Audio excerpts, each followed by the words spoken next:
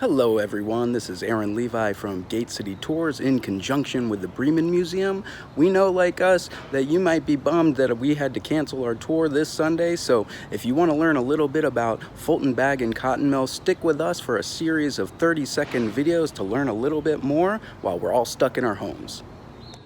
Now, if you want to understand a little bit about Fulton Bag and Cotton Mill, you have to know a little bit about its founder, Jacob Elses, who was born in the Austro-Hungarian Empire and left there at the tender age of 18 to avoid conscription.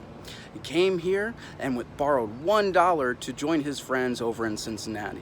By the Civil War, he was conscripted into helping manage supplies for the Union Army, and after the Civil War, settles in Cartersville, Georgia. He builds the first brick building with the emancipated slave, Mose White, using bricks built on site, which was an innovation that he would later bring to Fulton Bag and Cotton Mill.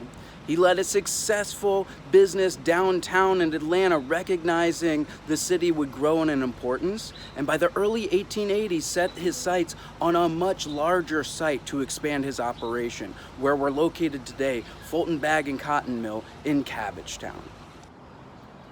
Now, Elses himself was a proponent of the New South ideology, which was about modernizing and industrializing the South.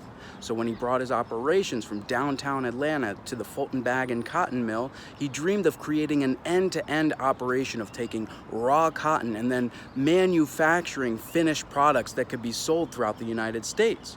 But that required many different places and activities to do that. And in order to accomplish those tasks, you needed enough energy and you needed to keep these buildings safe from fire, which were always a concern back in the day. Those are the two things that we're going to talk about next. Stay with us. Elses's rapidly expanding operations became so successful that the Fulton Bag and Cotton Mill was Atlanta's largest employer by the early 20th century. The new invention in the 19th century of steam power liberated companies to go where cheap labor was in the cities. And so underneath where we're standing in the early 1900s was developed a 250,000 gallon aquifer that fed these boilers in the engine room that's standing right in front of you. These were considered the largest in the South and powered the operations, creating the electricity that Elses needed for an end-to-end operation. We already discussed how Elses created his own electricity using the largest steam-powered engine in the South. He wanted to keep his operations efficient by closely locating all the buildings in proximity across the campus, but not too close because that was a fire hazard, especially as cotton was combustible. So he adopted what was called the slow burn construction method out of Providence, Rhode Island in 1839. The slow burn construction method used it in large traverse beams. You used critical brickwork on the outside, and on top of that, thick planks of wood that would slow the spread of fire. And as we'll see, this wasn't just a concern back in the day, but something in the modern period as well. In the 1990s, Adderhold Properties bought the Fulton Bag and Cotton Mill and renovated it for residential use. One night in 1999, a blaze started in a trash can and quickly became the largest fire in Atlanta in 15 years, requiring 110 firefighters, 30 fire engines, 10 ladder trucks, and 1 helicopter to save a crane operator on top of the roof.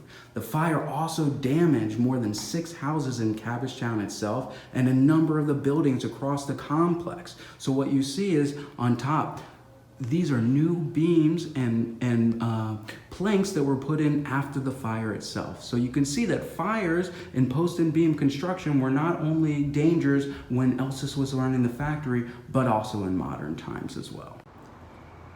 By the time Jacob Elses passed away in 1932, he was one of Atlanta's most prominent citizens. He had helped establish Georgia Tech in 1885, the Hebrew Orphans Asylum, Grady Memorial Hospital. And by the time that he passed away, he was worth more than $175 million in today's dollars. His funeral was attended by many, including former Governor John Slayton, former Mayor James Key, and he's buried in a prominent place on the Jewish Hills in Oakland Cemetery, replete with Tiffany glass so that, as legend goes, he could keep an eye on his beloved factory.